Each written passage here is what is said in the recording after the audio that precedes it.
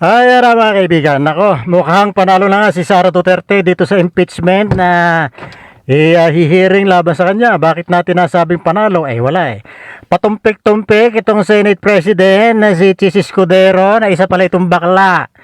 Hindi yung bakla ito, hindi yung baklang LGBT, tulad ni Vice Ganda at siya lahat ng mga baklang nadyang tumitili. Hindi yun ibig sabihin. Ibig sabihin, walang paninindigan, walang yagballs.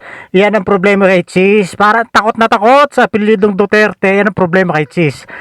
Dinadahilan niya, may mga priority bills na dapat unahin. Pero ano ang nangyayari? Ito, naantala impeachment ni Sara Duterte.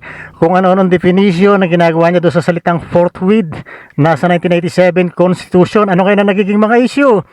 Di man nagiging mga issue ngayon kay question nito, mga kapanalig ni Sara dyan sa Senado. Practically, mga 20 to 21 siguro yan. Kasi 24 yan, yung tatlo, si Risa, si Bam at si Kiko lang ang posibleng bumoto para matuluyan ma-convict sa impeachment procedure itong si Sara Duterte. So yun po, mukhang mananalo na si Sara. Hindi pa nag-umpisa, mukhang panalo na. Kasi questionin na nga nila yan. At sasabihin nila na yung 19th Congress hindi pwedeng tumawid sa 28th Congress. Pero ang controlling ho dyan, yung mismo isa sa mga framers ng Constitution, si Attorney Rene Sarmiento, yung nagsalita na isang impeachment court ay magsisilbi na parang korte, hindi siya karaniwang hindi siya para lang sa paggawa ng batas. Pag impeachment, yan ay tuloy-tuloy at kahit magpalit yung mga senado, yan ay katulad ng korte na kahit mag-retire yung judge, yung kasong nakafile, tuloy-tuloy na yan. Anyway, kaya magiging mahaba ang usapin to, baka umabot nga ito sa Supreme Court. Ito mga usapin ito. Ngayon, isa pang pabor kay Sara. Halimbawang mag-inhibit nga itong mga naghahayag ng pagsuporta sa kanya. Sino ba itong mga hayag na sumusuporta kanya? Si Jinggoy, si Robin Padilla, si Bato. Si Bongo hindi masyado, although sa kanyang kilos at galaw ay suportado din ni Sara. Si Amy Marcos lalo-lalo, si Camille Villar malamang. So kung mag-inhibit naman ang mga yan, ibig sabihin hindi sila attend sa paghihiring, mababawasan, lalo magkakaroon ng technicalities kasi hindi na masusunod yung 2/3 votes na tinatawag, 2/3 votes ng Senado para makonvict siya. Ibig sabihin, hindi makakompleto yung 16 kasi ang botong kinakailangan para makonvict. Kung mag-inhibit yung mga yan, baka kulangan yung numero ng Senado. So napaka-komplikado po nito. Pero sa tingin nga natin ay pabor na pabor kay Sara ang nangyayari. Tapos yung pang campaign manager ng kampo ni PBBM na si Tiongco ay sinasabing ayon sa impeachment at yun daw ang nagpabagsak sa mga senatorial candidates ni PBBM. Pero in the first place, hindi naman siya masyado ng kampanya talaga sa Mindanao. Anyway, balik tayo dito kay Sara. So yun nga po, hindi pa nag-uumpisa, mukhang limadong-limado na si Sara Duterte dito sa impeachment na ito. At hanggang ngayon, patumpik-tumpik pa rin to si, wala talaga yagballs, walang bayag itong si Chis Escudero. Wala, bakla talaga ito. Puro mali sinasabi ko, hindi ito yung literal na bakla. Bakla siya sa paninindigan. At yung mga tunay na bakla, halimbawa, tunay din na Vice Ganda at yung congressman na bakla rin, LGBT, ay mas lalaki pa yung mga yung manindigan. Ito si Chis ang baklang-bakla ito.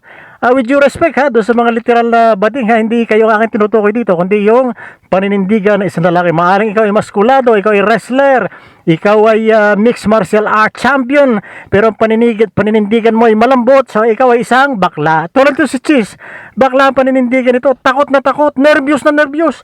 Hindi to dapat Senate President. Dapat dito pang barangay level, hindi pwede ito dito.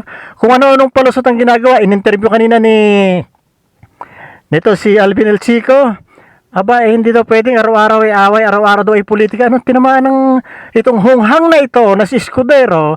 Anong sinasabi nitong hindi araw-araw ay politika? Impeachment ang usapan dito, gago! Yan si Escudero bakla. Bakla ho yan, si Escudero. Para din yan si Junggoy. Si Junggoy isa rin bakla. Pero muli, hindi ho yung literal na bakla sinasabi ko. Mga walang yagbol, siya ng mga tao natin sa Senado. So yan po, limado si Sara, nasa kanya numero. Yung binagsak ni Taning na 21 senador, nandiyan ang lahat. At yung tatlo, yung medyo matinutino, si Risa, si Bam at si Kiko, ay mukhang sila lang tatlo.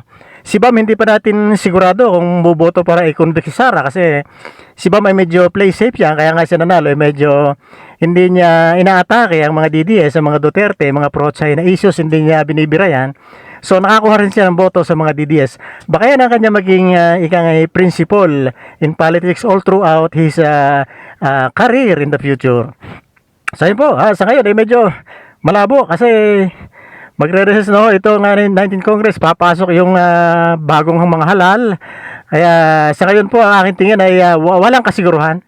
Walang kasiguruhan kung makukonvict itong si Sara Duterte. Kasi sa ngayon pa lang ay marami nang sumisipsip ng mga senador para sa kanya. Kaya masalimot ito, masalimot mga kabayan. Napakasalimot. Lalo na't ang namumulong ay tulad ni Escuderong bakla, Becky, Badaf. Pero hindi ho literal na bakla ha. Ibig ko lang sabihin ay walang paninindigan, walang prinsipyo. May prinsipyo man ay duwag, dusong. Saksakan ang duwag nitong si Escuderong bakla. Pero bakit nga ba naging bakla itong si Chis Escudero tungkol dito sa usapin na impeachment ni Sara Duterte, ni VP Sara Duterte? Well, ang umuugong na usap-usapan dyan, lalo na social media, sa mga commentators, kahit sa mga tabi-tabi dyan, tabi-tabi ng kalsada, ang sinasabi nila ay pinoprotektahan ni Chis itong kanyang posisyon bilang Senate President. Kasi raw kung papaspas niya impeachment o itutuloy niya itong impeachment proceedings, ay malamang ikudita siya sa Senado kasi ang dami diyang kakampi ni Sara, pwede siyang ipatanggal. Kasi sa bilang ko nga dyan, mga 20 to 21 dyan ang talagang makasara. At ang si Risa lang, si Bam at si Kiko dyan ang malamang ay pwedeng kumontra.